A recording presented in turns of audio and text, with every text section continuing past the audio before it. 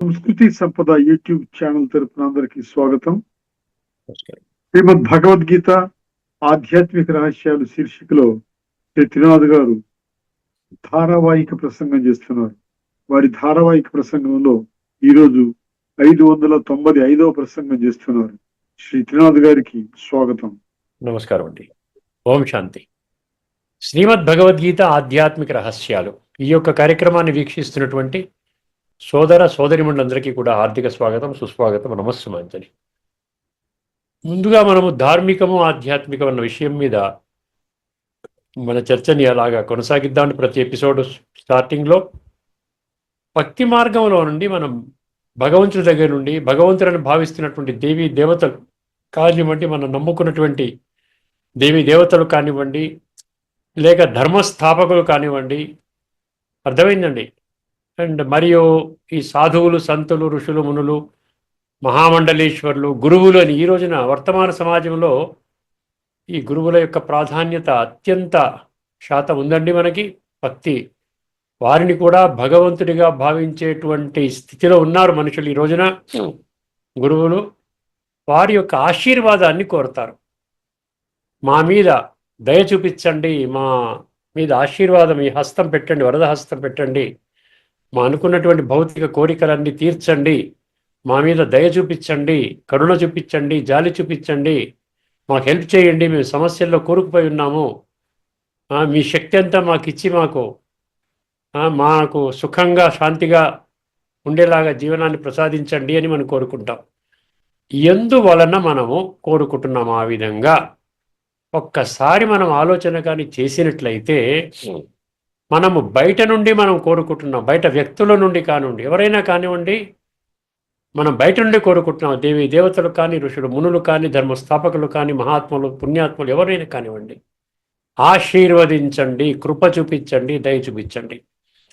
ఎందువలనంటే మనం ఆంతరికంగా మనలో ఉన్నటువంటి శక్తులు, గుణాలు అది జాగృతి చేసుకునేటువంటి జ్ఞానము మనలో లేదు. అర్థమైందండి. అందుకనే పెద్ద పెద్ద వాళ్ళు మనకు కనబడినప్పుడు వాళ్ళు కూడా మంత్రోచ్చారణ చేసి వేద మంత్రాలు అనండి, కొన్ని ఆశీర్వాద మంత్రాలు ఉంటాయి, శాంతి మంత్రం అని, ఇలాంటివి ఆ విధంగా చెప్పి మనకి శాంతిని ఆ విధంగా ఆ క్షణంలో మనకు ప్రదానం చేస్తారు. మనం కూడా అనుభూతి చేస్తాం. ఈ విధంగా చేయటంలో తప్పు లేదు. కానీ ఇక్కడ ఏమవుతుందంటే ఇది శాశ్వతంగా నిలవదండి. మీకు మొత్తము జీవితాంతం మీరు సుఖంగా ఉండుగాక అని వాళ్ళు అన్నప్పటికీ కూడా ఆ విధంగా ఉండలేము. అర్థమైందండి. ఇది బాహ్యంగా మనం దొరుకుతున్నటువంటిది అది కాసేపు ఉంటుంది, అది అశాశ్వతము, అనిత్యము. అక్కడికక్కడ మీది కాస్త అనుభూతి చేయవచ్చు. మళ్ళీ పరిస్థితులు వచ్చినప్పుడు మళ్ళీ మీకు అప్ అండ్ డౌన్ అవుతూ ఉంటుంది. అర్థమైందండి. అందువలన మనం కోరుకోవాల్సింది ఏంటంటే మన ఆంతరిక శాంతి. అర్థమైంది. ఆత్మలో భగవంతుడు అనేక గుణాలను నిక్షిప్తం చేశాడు, అందులో శాంతి కూడా ఉన్నది. అర్థమైందండి. శాంతి అనండి, ఆనందం అనండి, సుఖం అనండి, పవిత్రత అనండి, శక్తి అనండి. అర్థమైందండి. ఇవన్నీ కూడా మనలోనే భగవంతుడు ఆ దివ్య గుణాలు, దివ్యత్వాన్ని మనలోనే పెట్టాడండి. దాన్ని వెలికి తీసే విధానమే రాజయోగం. గుర్తుపెట్టుకోండి. అది ఆధ్యాత్మిక కోణములో, దృష్టికోణములో అర్థం చేసుకున్నప్పుడు మాత్రమే ఇది సాధ్యమవుతుంది. ఇది చాలా కొద్ది మంది మాత్రమే ఈ ప్రయత్నం చేస్తారు, ఆ ప్రయత్నంలో విజయాన్ని పొందుతారు, జీవితాన్ని సస్యశ్యామలంగా తయారు చేసుకుంటారు. ఇది స్థాయి సుఖం అన్నమాట. ఇక్కడ శాంతి స్థాయిగా ఉంటుంది, ఆనందము స్థాయిగా ఉంటుంది. అర్థమైంది. మన శక్తులు స్థాయిగా ఉంటుంది. ఆంతరికంగా కొన్ని మనకు ఎట్లా ఉంటుందంటే ఎంత శక్తిశాలిగా తయారవుతామంటే ఎటువంటి పరిస్థితి వచ్చిన జర పరస్థితి అంటే బయట నుంచి వస్తుంది, స్వస్థితి అంటే లోన నుంచి జనరేట్ అవుతుంది. లోన నుంచి జనరేట్ అయ్యేది శక్తి ఎప్పుడు పెరుగుతుందండి? అది రాజయోగం ద్వారా పరమాత్మతో మన బుద్ధిని కనెక్ట్ చేస్తే, మన సంబంధాన్ని పరమాత్మతో జోడించినప్పుడు అది అలాగ పెరుగుతూ ఉంటుంది. దాని ద్వారా మనం నిండుగా ఉంటాము. శాంతి స్వరూపము, శక్తి స్వరూపము, ఆనంద స్వరూపము, ప్రేమ స్వరూపము, దయాస్వరూపము, కరుణా స్వరూపము. మనం ఎంత ఇదిగా ఉంటామంటే మిగతా వాళ్ళకు కూడా మనం మంచి మాటలు మాట్లాడితే వాళ్ళు కూడా శాంతి అనుభవం చేస్తారు. ఇది స్థాయి శాంతి, స్థాయి సుఖం. ఇది ఆధ్యాత్మిక దృష్టికోణములోనే ఇది సాధ్యమవుతుంది. ఇప్పుడు భగవంతుడు ఆశీర్వాదం ఇస్తాడా, ఇవ్వడా? రెండో ప్రశ్న. ఇది ఒక ప్రశ్నకి సంక్షిప్తంగా తెలుసుకుందామండి. భగవంతుడు దయ చూపించడా? కేవలం మనుషులు మాత్రమే, దేవతలు మాత్రమే, ఈ ధర్మస్థాపకులు మాత్రమే నా ఆశీర్వదించేది? భగవంతుడు ఆశీర్వదించడా అన్న ప్రశ్నకు కూడా సమాధానం కొంచెం లాజికల్గా ఆలోచిద్దాం. కొంచెం లాజికల్గా ఆలోచిస్తే భగవంతుడు ఆశీర్వదిస్తాడా, లేక ఎల్లప్పుడూ మనకు భగవంతుడు ఆశీర్వాదాలు మనలో ఉండేలాగా జ్ఞానాన్ని ఇస్తాడా? మనకి జ్ఞానాన్ని ఇస్తాడు, ఆత్మజ్ఞానం ఇస్తాడు, పరమాత్మ జ్ఞానం. జ్ఞానం అంటేనే ఆధ్యాత్మిక జ్ఞానము, సృష్టి చక్ర జ్ఞానము. అర్థమైందండి? కర్మల గుహ్యగతి, కర్మ సిద్ధాంతము. వీటన్నిటి ద్వారా మనకి సహజంగానే భగవంతుని యొక్క ప్రాప్తి, భగవంతుని యొక్క ఆశీర్వాదాలు, కృప అనండి, ఇవన్నీ కూడా మనకు సహజంగానే మనకు అనుభవం అవుతుంది. ఒకవేళ నిజంగా నేను ఏమి చెయ్యనండి, రాజయోగం చెయ్యను, భగవంతుడా నీ మాట వినను, ఏమి చెయ్యను, నా పనులు నేను చేసుకుంటాను, సంస్కార పరివర్తన చేసుకోను, నేను చేసే తప్పుడు పాప కర్మలని విడిచిపెట్టను, ఇంకా అధికంగా విషయ వికారాల వలయంలోనే ఉంటాను, నీవు ఆశీర్వదించాలి నన్ను, ఈ విధంగా నేను భౌతికంగా కొన్ని చేస్తాను, ఒక మందిర నిర్మాణం చేస్తాను, లేకుండా ఉంటే కొన్ని కోట్ల రూపాయలు దానము చేస్తాను, లేకుండా ఉంటే ఇతర ఈ విధంగా అక్కడ విగ్రహస్థాపనలో నేను సహాయం చేస్తాను, లేకుండా ఉంటే ఫలానా ఈ విధంగా చేస్తాను భగవంతుడి గురించి, కానీ సంస్కార పరివర్తన చేసుకోను, ఆత్మ జ్ఞానము, ఆత్మ అనుభూతిలోకి వెళ్ళను, నీవు ఆశీర్వదిస్తావా అంటే భగవంతుడు అంటాడు, నీవు ఆ 7వ అధ్యాయం 3వ శ్లోకంలో చెప్పినట్టు సరే వేల కొలది జనులలో ఒకానొకడు జ్ఞానసిద్ధి కోసం ప్రయత్నం చేస్తాడు. ఆ విధంగా ప్రయత్నం చేసినటువంటి వాళ్ళలో ఒక్కడు మాత్రమే నన్ను వాస్తవంగా, నా యొక్క వాస్తవిక స్వరూపము, నేను ఎలాగున్నాను, ఏమిటి నామ రూప దేశకాల గుణ కర్తవ్య సంబంధ, ఈ విధంగా తెలుసుకొని ఆ విధంగా తన యొక్క జీవితాన్ని శాశ్వతంగా సర్దుబాటు చేసుకుంటాడు, సాత్వికంగా మార్చుకుంటాడు, ఈ జన్మ బాగుంటాడు, పై జన్మ కూడా బాగుంటాడు.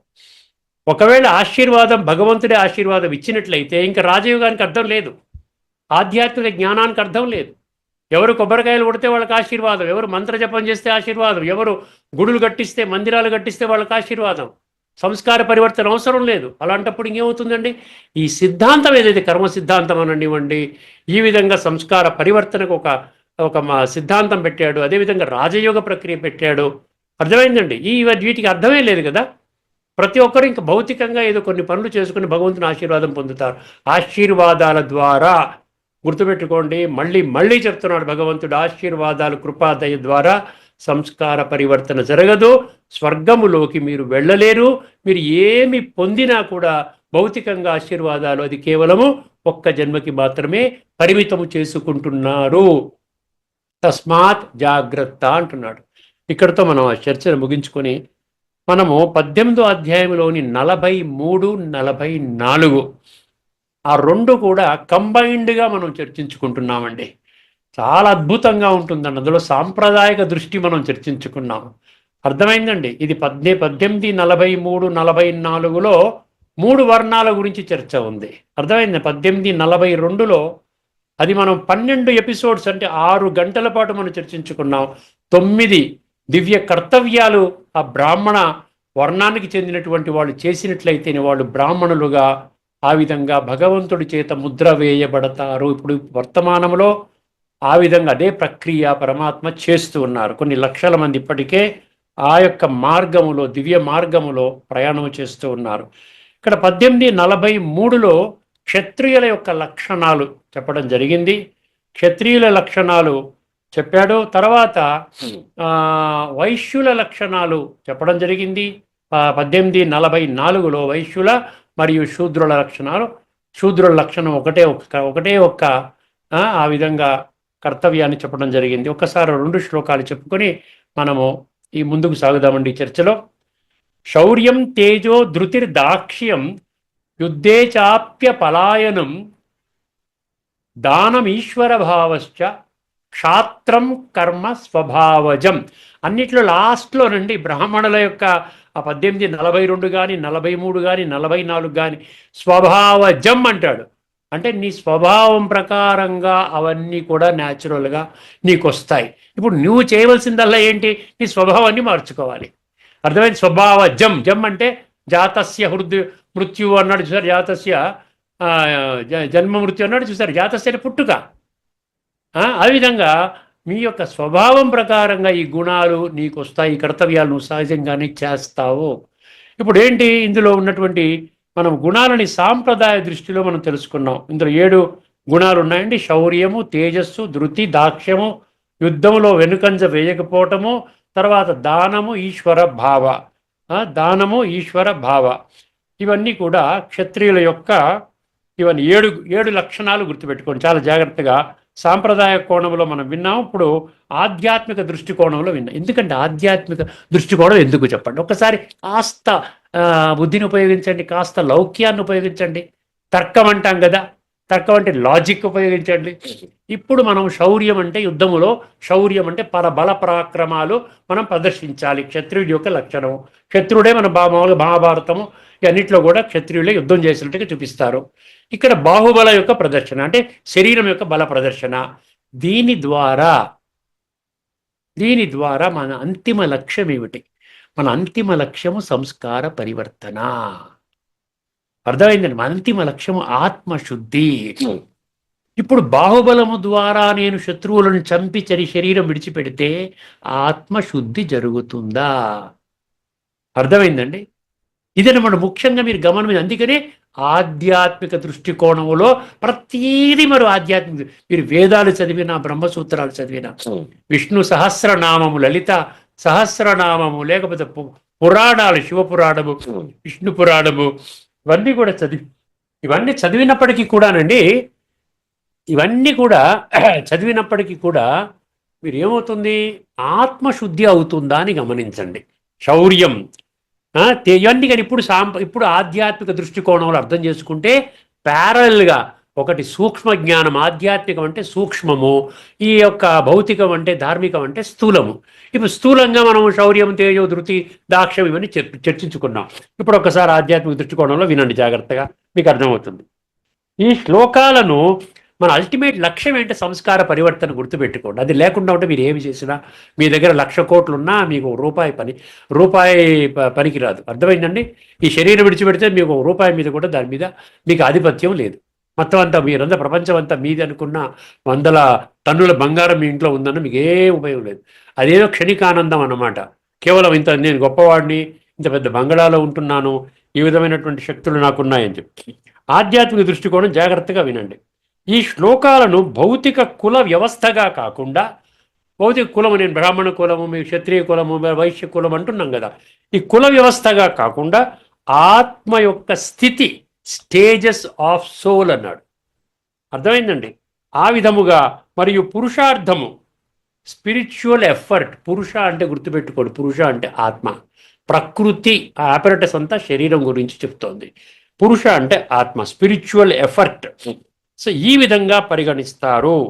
ఏంటంటే ఈ శ్లోకాలను భౌతిక కుల వ్యవస్థగా కాకుండా ఆత్మ యొక్క స్థితి, స్టేజెస్ ఆఫ్ సోల్ మరియు పురుషార్థముగా అంటే స్పిరిచువల్ ఎఫర్ట్గా పరిగణిస్తారు. ఆత్మస్థితి. ఇక్కడ వర్ణాలు అనేవి కులాలు కావండి. ఇక్కడ వర్ణాలు అనేది ఆత్మ యొక్క స్టేజెస్ అని చెప్తున్నాడు. జర కులం గురించి కాదు. మీరు కులం మర్చిపోండి. కులము, జాతి, ధర్మము, రంగు, రూపు, భాష, దేశం ఇవన్నీ భౌతికము, శరీరానికి ఉండే గుర్తింపులు.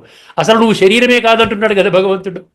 అర్థం? ఒక్క దెబ్బతో అన్నీ వెళ్ళిపోయి ఒక్కసారి మీరు మళ్ళీ హిందూ అంటారు, మీరు ముస్లిం అంటారు, క్రిస్టియన్, ఇవన్నీ పక్కన పెట్టేయండి. ఆత్మకి హిందూ లేదు, ముస్లిం లేదు, క్రిస్టియన్ లేదు. 850 కోట్ల మంది తన యొక్క మూల స్వరూపంలో 850 కోట్ల మంది అంటే అందులో హిందువులు ఉన్నారు, అందులో ముస్లిమ్స్ ఉన్నారు, అందులో క్రిస్టియన్స్ ఉన్నారు, అందులో బౌద్ధులు ఉన్నారు, అందులో జైనులు ఉన్నారు, అందులో నల్లవాడు ఉన్నాడు, తెల్లవాడు, అందరూ ఉన్నారు.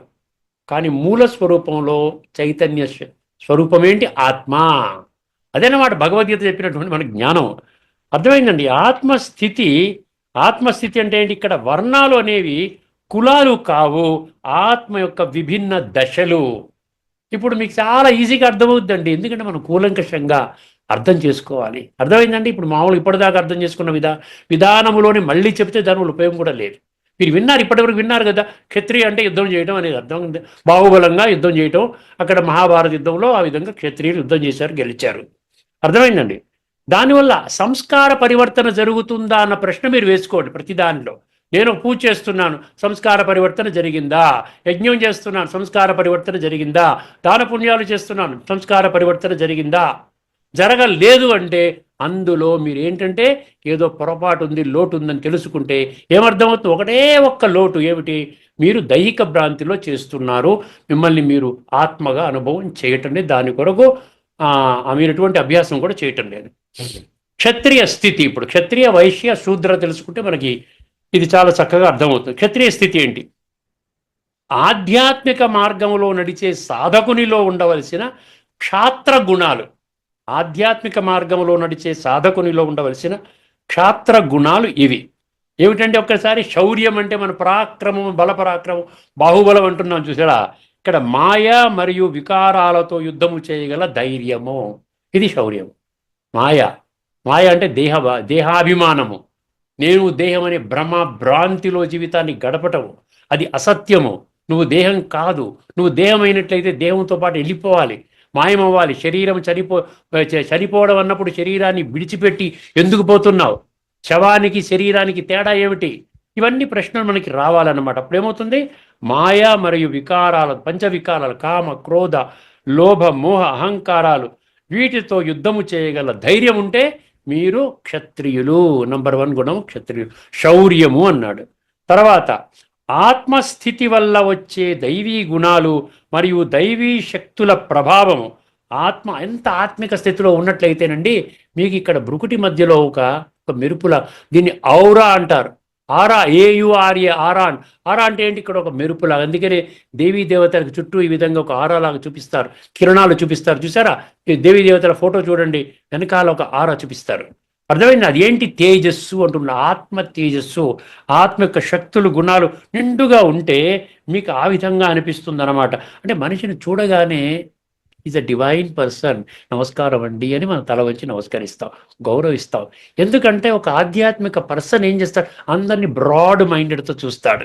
అర్థమైందండి? ఎవరిని కూడా నా కులము, మతము, నావాడు, పరాయివాడు, మనవాడైతే ఒక విధంగా ప్రవర్తించడం, పరాయివాడైతే కొంచెం కోపంగా చూడటం, ఇలాంటివి. మనవాడైతే కొంచెం సహాయం చేద్దామండి, పరాయివాడైతే పట్టించుకోపోయి, ఇవన్నీ ఉండవండి. అందుకని ఇక్కడ తేజస్సు అంటే ఏమన్నాడండి? ఆత్మస్థితి వల్ల వచ్చే దైవీ గుణాలు మరియు దైవీ శక్తుల ప్రభావం మనకు తేజస్సు రూపంలో కనబడుతుంది. దివ్య తేజస్సు, ఆరా. నెక్స్ట్ ధృతి అన్నాడు. 3వది ధృతి. ధృతి అంటే ఏంటి? ధృతి అంటే కదలకుండా స్థిరంగా ఉండడం అన్నమాట. ధృతి. అందుకనే ధృతి, సాత్విక ధృతి, రాజసిక ధృతి, తామసిక ధృతి అని 3 లక్షణాలు మనకు 18వ అధ్యాయంలో మనం చర్చించుకున్నాం. అర్థమైంది? ధృతి అంటే ఏంటంటే ఎటువంటి పరిస్థితిలోనైనా కదలకుండా నిలిచే స్థిరత్వము. పరిస్థితులు మనకు రాకపోతే ఎవరికి వస్తాయండి? ఇప్పుడు కలియుగం అంతిమ స్థమై నడుస్తోంది. ప్రతి ఒక్కరూ, టాటా, బిర్లా, అంబానీ ఇంట్లో కూడా గొడవలు అవుతున్నాయి, ప్రాపర్టీ డిస్ప్యూట్స్ అవుతున్నాయి, అశాంతి అలజడితో ఉంటున్నారు. లేదు, కొన్ని లక్షల కోట్లు ఉన్నటువంటి వాళ్ళు. మన సంగతి మనం సాధారణం వాళ్ళమండి. ప్రతి ఒక్కరికి దుఃఖం. ఎందుకంటే ప్రతి ఒక్కరు తన మూల స్వరూపమైనటువంటి ఆత్మని మర్చిపోయారు. నేను ఆత్మని, నేను ఆత్మని, ఇది చాలా సహజము, ఇది సత్యం అండి, తిరుగులేని సత్యము. భగవంతుడు చెప్పవలసిన పని లేదు. మీరే మీకు ప్రశ్న వేసుకోండి. నా మోకాళ్ళ చిప్పలు అరిగిపోయాయి, నా గుండెకి బైపాస్ సర్జరీ జరిగింది, నా కిడ్నీలో రాళ్ళు అంటే ఏమిటి? నువ్వెవడివి? నా ఇంట్లో అంటే, నా ఇల్లు అంటే నేనేమన్నా ఆ టైల్స్, స్లాబు, సున్నము కాదు కదా. నా కారు అంటే నేనేమన్నా టైరు, స్టీరింగ్ వీలు, రబ్బరు, ఈ సీటు కాదు కదా. నేను ప్రయాణం చేసేవాడిని, నివసించేవాడిని. అదేవిధంగా ఈ శరీరం అనేటువంటి వాహనము, శరీరం అనేటువంటి గృహములో నేనిక్కడ మృకుటి మధ్యలో నివసించి ఈ శరీరము ద్వారా నా దివ్య కర్తవ్యాన్ని నేను నిర్వహిస్తూ ఉన్నాను. ఇది సత్యము. మీరు అంగీకరించినా అంగీకరించకపోయి నీ సత్యం మారదండి. భగవంతుడిని మనం మారుస్తాం. భగవంతుడా నీవు నా మార్గంలోకి రానాయన అంటే భగవంతుడు వస్తాడా? భగవంతుడు చెప్పిన మార్గంలో మనం వెళ్ళాలి. ఎందుకంటే భగవంతుడు సర్వశక్తిమంతుడు, దివ్య గుణాల సాగరుడు, పతిత పావనుడు, ఆ సృష్టి యొక్క ఆది మధ్యాంతాల జ్ఞాన సాగరుడు అంటున్నాం కదా. ఆయన మాట మనం వినాలి కదండి. ఆయన ఏమంటున్నాడు వినండి జాగ్రత్తగా. అందుకని ఏమంటున్నాడు ఇక్కడ? ఆత్మస్థితి వల్ల వచ్చే దైవీ గుణాలు మరియు దైవీ శక్తుల ప్రభావము తేజస్సు. అయిపోయింది కదా. ఎటువంటి పరిస్థితుల్లోనూ కదలకుండా నిలిచే స్థిరత్వము, అది ధృతి. అర్థమైంది కదా. వస్తుంటాయి పోతుంటాయండి. మీ పని ఏంటంటే ఆత్మని శక్తిశాలిగా మలచుకోవటం. ప్రతిరోజు అభ్యాసం చెయ్యాలి. దాన్ని ఏమంటాడు? రాజయోగము అంటాడు. ఆత్మని పరమాత్మతో కనెక్ట్ చేయాలి బుద్ధి ద్వారా. ఇదే జరుగుతుంది వర్తమానంలో. ఒక సుమారు 25-30 లక్షల మంది దీన్ని 150 దేశాల్లో ఉన్నటువంటి వాళ్ళు అభ్యసిస్తున్నారు. ఇది ఏమి విచిత్రం కాదు, ఏమి ఊహాజనిత కాదు, ఏమీ కాదు, ఇది వాస్తవము. ఇది మీరు అర్థం చేసుకోవాలంటే మీరు కూడా అభ్యాసం చేసే మొదలు పెట్టాలి, ఆ సాధన మొదలు పెట్టాలి. తర్వాత దాక్ష్యం అన్నాడు. దాక్ష్యం అంటే ఏంటంటే దక్షత. దక్షత అంటే నిపుణత. నిపుణత అంటే ఇంగ్లీష్లో మనము ఎఫిషియన్సీ అంటాం. నిపుణత, నైపుణ్యం అంటాం చూసారా, అదన్నమాట. సాధనలో నైపుణ్యం. అర్థమైందండి? మనం ఏదైతే చేస్తున్నామో దీంట్లో మనం చాలా ఊరికే సమయాన్ని వ్యర్థం చేసుకోకూడదు. మనకి ఏమిటి ధ్యానం అంటే తెలియదు, మెడిటేషన్ అంటే తెలియదు, యోగం అంటే తెలియదు, ఆసనాలంటే యోగం అనుకుంటున్నాము. యోగా డే నాడు అన్ని 80-90% మంది అందరూ కూడా ఫిజికల్ ఆసనాలు ప్రాణాయామం వేసుకుంటూ ఉంటారు. అందులో నిపుణత ఏముందండి? మన సమయాన్ని వ్యర్థం చేసుకుంటున్నాం. మనకి ఎండ్ రిజల్ట్ ఏం కావాలి? ఆత్మశుద్ధి కావాలి. ఆత్మలో ఉన్న సంస్కారాలు తమో ప్రధానంగా ఉన్నాయి, అవి సతో ప్రధానంగా మారాలి. దానికోసం భగవంతుడు 7వ అధ్యాయం 19వ శ్లోకంలో ఏం చెప్పాడు? ఇది అంతిమ జన్మ అన్నాడు. ఇది కాలచక్రంలో అంతిమ జన్మ అన్నాడు. 3వ అధ్యాయం 16వ శ్లోకంలో ఏమన్నాడు? కాలచక్రం అనుగుణంగా మీ యొక్క జీవితాన్ని పరివర్తన చేసుకోవాలి. ఇంద్రియ సుఖాల కోసమే మీ జీవితాన్ని పణంగా పెట్టినట్లయితే మీ జీవితాన్ని మీరే వ్యర్థము చేసుకుంటున్నారు అన్నాడు 3వ అధ్యాయంలోని 16వ శ్లోకములో. ఇవన్నీ మనకి ఎన్ని ఇన్పుట్స్ ఇస్తున్నాడు చూడండి, ఎన్ని కోణాలలో మనకు చర్చిస్తూ ఉన్నాడు. అయినా కూడా తాను పట్టుకున్న కుందేటికి 3 కాళ్ళన్న విధంగా నేను ఏ విధంగా నడుస్తున్నాను అదే విధంగా నడుస్తాను, ఎటువంటి మార్పు నేను తెచ్చుకోను, కేవలం వింటాను, విడిచిపెడతాను అంటే మీరు ఎందులోకి వస్తారు? 7వ అధ్యాయం 3వ శ్లోకంలో చెప్పినట్టు ఆ స్మాలెస్ట్ సర్కిల్ ఏదో ఇన్నర్ సర్కిల్ ఉంది చూసారు, దాంట్లోకి మీరు రారు. దాంట్లోకి మీరు రారు అంటే సత్య త్రేతాయుగాల్లోకి రారు, నో ఎంట్రీ. మీరు ద్వాపర కలియుగాల్లోని మీ జీవితాన్ని ఆ విధంగా చక్కబెట్టుకోవాలి. అర్థమైంది? ఇంత ఘోరాతి భయంకరమైనటువంటి మీకు లాస్ అన్నమాట ఇది. ఇది ఇప్పుడు మీకు తెలియకపోవచ్చు, కానీ రేపు అతి త్వరలోనే మీకు ఇవన్నీ పరిణామాలు జరిగినప్పుడు రే విలువైనటువంటి సమయాన్ని నేను వ్యర్థం చేసుకున్నాను అన్న మీరు బాధ కూడా మీకు తప్పకుండా కలుగుతుందండి. అర్థమైంది? ధృతి అంటే సాధనలో, ధృతి కాదు, ధృతి అంటే స్థిరత్వం అని చెప్పుకున్నాం. దాక్ష్యం అంటే సాధనలో నైపుణ్యము. తర్వాత యుద్ధాచాప్య అపలాయనం అన్నాడు. యుద్ధములో పలాయనము చెందకుండదు, యుద్ధములో వెనక్కి రాకూడదంట. ఒకసారి మీరు ఆధ్యాత్మిక జగత్తులో మాయపై యుద్ధం, కామ క్రోధ లోభము అహంకార ఇవన్నీ కూడా నా యొక్క జీవితాన్ని భ్రష్టు పట్టించాయి, ఇప్పటికే నా సంస్కారాలన్నీ లోపభూయిష్టంగా అయిపోయింది, ఇప్పుడు దీన్ని నేను కంట్రోల్ చేసుకోవాలి, ఇప్పుడు ఆ యుద్ధరంగంలోకి నేను ఎంటర్ అయ్యాను, ఇప్పుడు పరమాత్మతో శక్తి తీసుకొని గుణాలు శక్తులతో రాజయోగం ప్రక్రియ ద్వారా ఈ దేహాభిమానాన్ని తొలగించుకుంటున్నాను, ఆత్మ కళ్యాణం చేసుకుంటున్నాను, ఆత్మలో ఉన్న గుణాలు శక్తులు అనుభవం చేస్తున్నా, ఇందులో మళ్ళీ నేను వెనుకంజ వేయకూడదు. ఇదేనమాట యుద్ధేచాప్య పలాయనం. యుద్ధేహ అపలాయనం అంటే ఇది. ఏమన్నాడు ఇక్కడ? కామక్రోధాదులతో యుద్ధములో వెనకడుగు వేయకపోవటము. చూసారా? సాంప్రదాయ దృష్టికోణంలో భౌతికము, ఇదేమో ఆధ్యాత్మిక దృష్టికోణంలో మనం చదువుకుంటున్నాం, అర్థం చేసుకునే ప్రయత్నం చేస్తున్నాం. తర్వాత జ్ఞానము శక్తి సహకారాలను ఇతరులకు పంచడం. ఇప్పుడు మనం ఏ జ్ఞానం పంచాలి? ఇక్కడ దానం అంటున్నాం. దానం అంటే మనం అన్నదానం చేస్తాం ఎక్కువగా. ఇప్పుడు అన్నం మిగిలిపోయింది, కింద ఎవరికో ఇస్తాం వెళ్ళి. అదేవిధంగా మనకి ఇంకేదన్నా ఉంటే ధనం ఇవ్వాలంటే ఎవరో వచ్చి కాస్త ఇవ్వండి, మీరు డొనేషన్ ఇవ్వండి అంటే ధనం దానం చేస్తాం. మన పశువులు బాగా ఉన్నాయి, ఎవరో వచ్చారంటే ఒక గోదానం చేయొచ్చు, లేకుండా ఉంటే వస్త్రదానం చేయొచ్చు. ఏదన్నా సమయంలో మన పాత వస్త్రాలన్నీ ఇచ్చేస్తాం, వస్త్రదానం ఇలాగా భౌతికంగా ఫిజికల్గా మీరు దానం చేసాము. కానీ ఇప్పుడు మనకు భగవంతుడు ఏమంటున్నాడు? అంతిమ సమయంలో నీవు చేయవలసినటువంటి దానం ఏంటంటే నీ యొక్క జీవితాన్ని నువ్వు పరివర్తన చేసుకొని గుణాల ద్వారా శక్తుల ద్వారా నీవు నిండుగా నింపుకొని నీవు కలివిడిగా అందరికీ తేజస్సుతో కనబడితే నీ మార్గాన్ని వాళ్ళు నడుస్తారు. నీ విధంగానే ఇదే విధంగా రాజయోగ ప్రక్రియలో వాళ్ళు కూడా వస్తారు. వాళ్ళని నీ మార్గంలో నడిపించు. వాళ్ళని కూడా ఈ రాజయోగ ప్రక్రియలో ఉన్నటువంటి ఎటువంటి విషయాలు ఏవైతే ఉన్నాయో, గుహ్య విషయాలు ఏవైతే ఉన్నాయో, జ్ఞానం ఉందో, ఆధ్యాత్మిక జ్ఞానము, ఇది వాళ్ళకి దానము చెయ్యి అంటాడు. దాని ద్వారా శక్తులు గుణాలు దానం అవుతాయి. అది అసలు సిసలైనటువంటి దానము. ఏమంటే జ్ఞానము శక్తి ఈ గుణాలను ఇతరులకు పంచడము, ఇది దానం అన్నాడు. మరియు తర్వాత ఇంకేమన్నా అంటే ఈశ్వర భావము. ఈశ్వర అంటే శాసించేవాడండి. అంటే ఒక లీడర్ అన్నమాట. ఈశ్వరుడు అంటే మీరు ఈశ్వర భావంతో ఉన్నారు అంటే కంప్లీట్గా కంట్రోల్ చేసుకుంటున్నారు. మీరు ఏది చెబితే మీ ఇంద్రియాలు ఆ విధంగా చేస్తాయి. ఏది చూడమంటే కళ్ళు చూస్తాయి, ఏది వినమంటే చెవులు వింటాయి, ఏది మాట్లాడమంటే నోరు మాట్లాడుతుంది, ఏది తినమంటే అది తింటుంది, ఎక్కడికి వెళ్ళమంటే మీ కాళ్ళు పనిచేస్తాయి, ఏమి చేయమంటే ఆ చేతులు పనిచేస్తాయి. సో ఇంద్రియాలు, జ్ఞానేంద్రియాలు, కర్మేంద్రియాలు ఇవన్నీ మీ కంట్రోల్లో ఉంటాయి. మీ మనసు పిచ్చి పిచ్చి ఆలోచనలు చేయదండి. పరమాత్మ మీద మన్మనాభవ మయ్యర్పిత మనోబుద్ధి యోమద్భక్త సమే ప్రియ. భగవద్గీతలో భగవంతుడు 12వ అధ్యాయం భక్తి యోగంలో భక్తి ఏ విధంగా ఉండాలో స్పష్టం చేయడం జరిగింది. సో ఆ విధంగా అన్నిటినీ మనం కంట్రోల్లో పెట్టుకుంటాం. మనం బుద్ధి జీవులము. బుద్ధి ఉన్నటువంటి దాన్ని ఇప్పటి వరకు భౌతిక విషయాల మీద మనం బుద్ధిని వాడుకున్నాం. ఇప్పుడు నేను బుద్ధిని ఆత్మశుద్ధి కోసం వాడుకుంటాను. ఇదన్నమాట మనకు కావాల్సింది. ఈశ్వర భావం అంటే ఆ శక్తి ఉందంటే మీరు నిజంగా పరమాత్మ శక్తి, పరమాత్మ ఏ విధంగా ఈశ్వరుడు ప్రపంచాన్ని కంట్రోల్ చేస్తున్నాడో మీరు మీ స్వరాజ్య అధికారి. స్వరాజ్యం అంటే ఏంటి? మీ దేహము, మనసు, బుద్ధి, ఇంద్రియాలు. ఇది మీ రాజ్యము. మీ రాజ్యం యొక్క మీరు అధిపతి, అధినాయకుడు అన్నమాట. మీరు ఓనర్ అన్నమాట, యజమాని అన్నమాట. మీరు ఆ విధంగా కంట్రోల్ చేస్తే అది ఈశ్వర భావం అంటున్నాడు. అందుకని ఏం చెప్తున్నాడు ఇక్కడ? ఇంద్రియాలు, సంస్కారాలు, స్వభావంపై ఆత్మ స్వరాజ్య స్థితిలో నియంత్రణ పొందడము. అర్థమైంది కదండి? ఇదనమాట ఈశ్వర భావము. ఇవన్నీ కూడా క్షాత్ర స్వభావము నుండి సహజంగా ఉద్భవించే ఆధ్యాత్మిక కర్మలు. ఇవన్నీ కూడా క్షాత్ర స్వభావం అంటే ఏంటి? క్షత్రియుడు.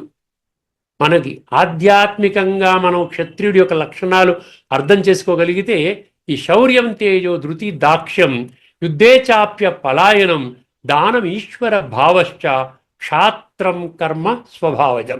మన వైశ్యుల కర్మల గురించి, అదేవిధంగా వైశ్యుల కర్తవ్యము, అదేవిధంగా శూద్రుల యొక్క కర్తవ్యం గురించి మనం తదుపరి ఎపిసోడ్లో మనం చర్చించుకుందామండి. ఇక్కడితో మనం ఈ చర్చను ముగించుకుందాము. తదుపరి ఎపిసోడ్లో దీన్ని కంటిన్యూ చేసుకునేది క్షుణ్ణంగా మనం అర్థం చేసుకోవాలి.